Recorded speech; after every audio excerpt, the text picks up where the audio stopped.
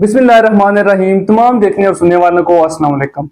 आज मैं आपको एक ऐसी आई इमरजेंसी के बारे में बताऊंगा कि जो बहुत ही कॉमन है और जिसका आप घर में इलाज कर सकते हैं। तो वो ये है कि अगर आंख में एल्फी चली जाए तो इसे किस तरह निकाला जाए या किस तरह से इलाज किया जाए, क्योंकि इसका इस्तेमाल बहुत ही कॉमन है और अक्सर ये खोलते हुए आंख में चली जाती है। और छोटे बच्चे अगर इसका इस्तेमाल करते हैं, शरारत करते हैं, तो अगर उनकी आंख में चली जाती है तो इसे किस तरह से निकाला जाए। तो सबसे पहले ये कि अगर किसी की आंख में एल्फी चली जाए तो आपने पैनिक या परेशान बिल्कुल भी नहीं होना, क्योंकि आंख में एल्फी इतनी जल्दी चिपकती नहीं है। उसकी वजह यह है कि एल्फी एक तो खुश्क जगह पे जल्दी चिपक जाती है, और दूसरा अगर स्किन के किसी और पार्ट में जिस तरह से एल्फी जल्दी से चिपक जाती है या उसे पकड़ लेती है तो उस तरह से आंख में नहीं चिपकती।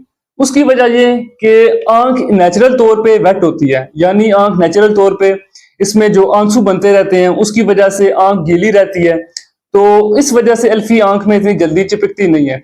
और तीसरा ये कि अगर आंख में एल्फी चली जाए तो बार बार आपने रबिंग नहीं करनी या बार बार खारिश नहीं करनी, क्योंकि जब आप बार बार खारिश करेंगे तो जो हमारा कॉर्निया होता है, एक तो उसमें कोई इंजरी या ट्रोमा हो सकता है या अल्सर हो सकता है।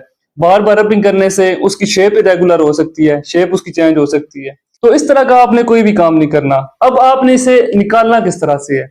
सबसे पहले ये कि जब भी एल्फी चली जाए तो आपने अगर राइट आई पे गई है तो आपने इस तरह से एक साइड पे टिल्ट करके हेड को, जो टैप वाटर है वो डायरेक्ट इसमें डालना है। यानी आपने इस तरह से हेड को टिल्ट कर लिया और यहां से आपने टैप वाटर इस आंख में डायरेक्ट डालना है, और ये 15 मिनट तक आंख को आपने धोते रहना है। तो 99% केसेस इस तरह से सॉल्व हो जाते हैं, यानी कोई डैमेज आंख में नहीं होता, कोई आपकी नजर पे इफेक्ट नहीं पड़ता, कोई नजर आपकी खराब नहीं होती, या फिर कोई इन्फेक्शन या इंजरी नहीं होती। और दूसरा यह कि अगर लेफ्ट आई में चली जाती है तो वो भी आपने इसी तरह से हेड को इस तरह से टिल्ट करना है और टैप वाटर डायरेक्ट 15 मिनट तक डालते रहना है। फिर तीसरा ये कि आपने एक तो रोशनी वाली जगह पे जाना है जहां पे ज्यादा रोशनी हो, और आंख को इस तरह से ऊपर नीचे करके, आईलिड को नीचे करके और ये वाली आईलिड ऊपर नीचे करके आपने देखना है कि इसमें कोई और जर्रे या कोई और पार्टिकल तो नहीं है। तो फिर अगर कुछ केसेस में ये होता है कि एल्फी चिपक जाती है, ये आई लैशेस पे चिपक जाती है या आंख की जो बाहर की स्किन है यहाँ पे चिपक जाती है, तो इसे आपने किस तरह से रिमूव करना है। एक तो आपके घर में अगर कोई सीजर वगैरह है या आपके पास कोई ये मशीन है तो उससे आपने जो आई लैशेज है इन्हें घर में खुद ही ट्रिम कर लेना है। और अगर नहीं भी करते तो ये 1 दिन में या 2 दिन में जो हमारे आंसू हैं ये बनते रहते हैं, लगातार बनते रहते हैं, तो इसकी वजह से ये ऐसा ऐसा नरम हो जाती है और ये खुल जाते हैं। और फिर भी अगर आपको लग रहा है कि ज्यादा मसला हो गया, इससे ये इस तरह से सॉल्व नहीं हो रहा, तो आपने करीबी किसी आई स्पेशलिस्ट के पास जाना है।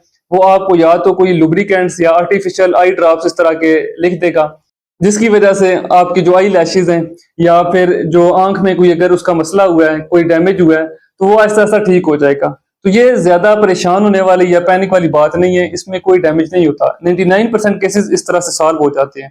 उम्मीद है आपको आज की वीडियो पसंद आई होगी। अगर वीडियो पसंद आई है तो मेरे यूट्यूब चैनल को सब्सक्राइब करें, लाइक करें और दोस्तों के साथ शेयर करें। तो मिलते हैं नेक्स्ट वीडियो में, तब तक के लिए अल्लाह हाफिज।